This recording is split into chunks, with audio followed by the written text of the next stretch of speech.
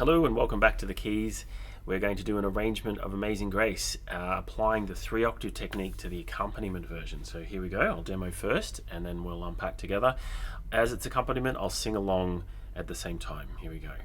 Amazing grace, how sweet the sound that saved a soul like me.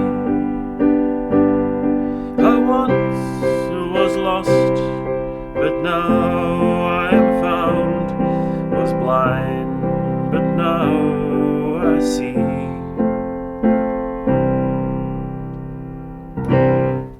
So if you don't know the 3-octave technique yet, what you're about to learn is an incredibly powerful technique that lays structure underneath our playing that then we can lay complexity and ideas on top of. So I'm very excited to be bringing this into the Amazing Grace arrangement today.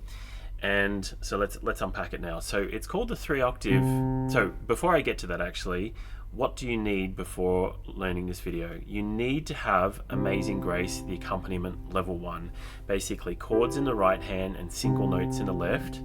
And if you've done that, hopefully you've also memorized that chord sequence. And if you haven't memorized it yet, then it doesn't take long just to apply a bit of attention to that chord sequence. You just learn the first line, Amazing Grace, how sweet the sound. And you might just repeat that first line a few times and you'll notice that you'll be able to memorize that. Then do the same thing with the second line, that saved a soul like me. And you might just spend 5 or 10 minutes on the second line. Then you join sentence 1 and sentence 2 together.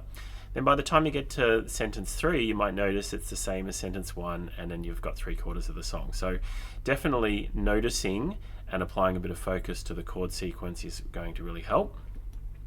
And also that you have that level 1 accompaniment version of Amazing Grace down already. Remembering when you're doing accompaniment, it's important to sing along, or at least speak the words, speak the lyrics out. So you're learning how to join melody to harmony, lyrics to the chords, and also that you don't get bored in this process, because the accompaniment process is a very powerful way to learn. So let's just mark that out quickly now. Amazing Grace, how sweet the sound that saved a soul like me. I once was lost, but now I'm found, was blind, but now I see. So I'm not going to teach that out, but I'm just demoing it now. Again, I'll provide the links below if you don't have this yet. And so now it's about applying the technique called the 3-octave technique. So what is that? Instead of just playing a C chord like this, baby C, root position C, what we're going to do is lay out 3 octaves of C and then populate it with notes in between.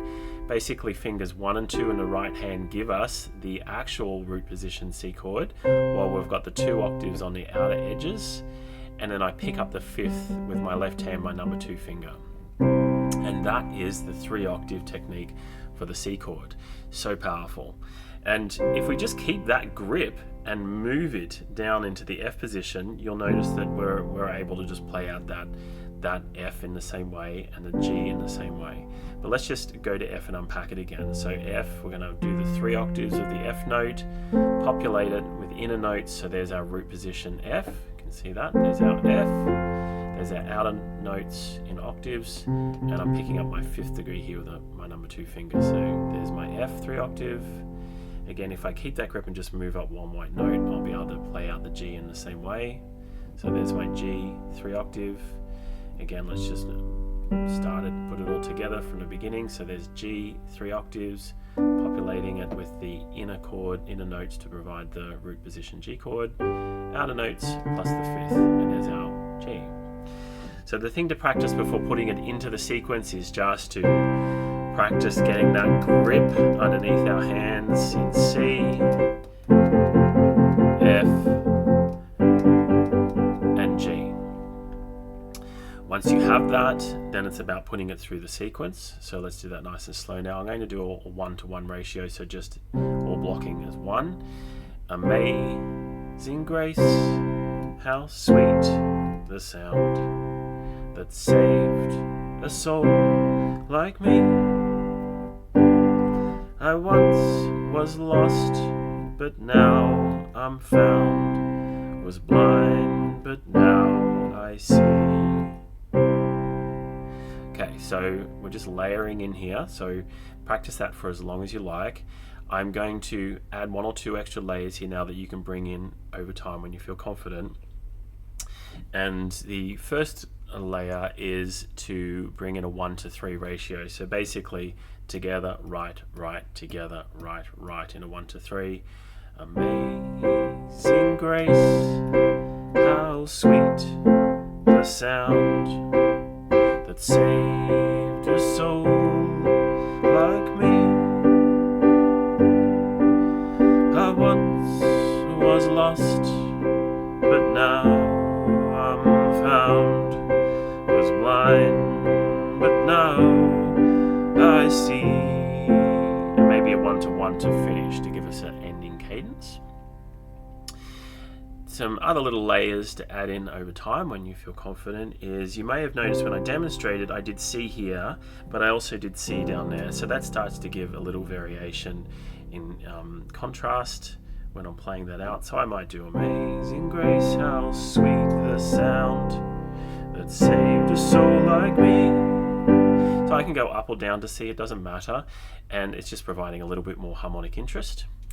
And the last little layer that I might offer is that you can start to just wiggle these notes out and just arpeggiate them out in any particular order, it doesn't matter.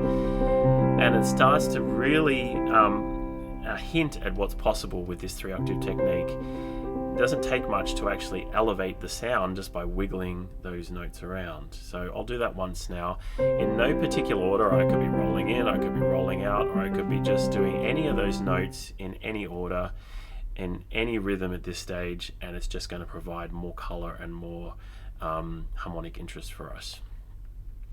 Amazing grace, how sweet the sound that saved a soul like me. I once was lost, but now I am found.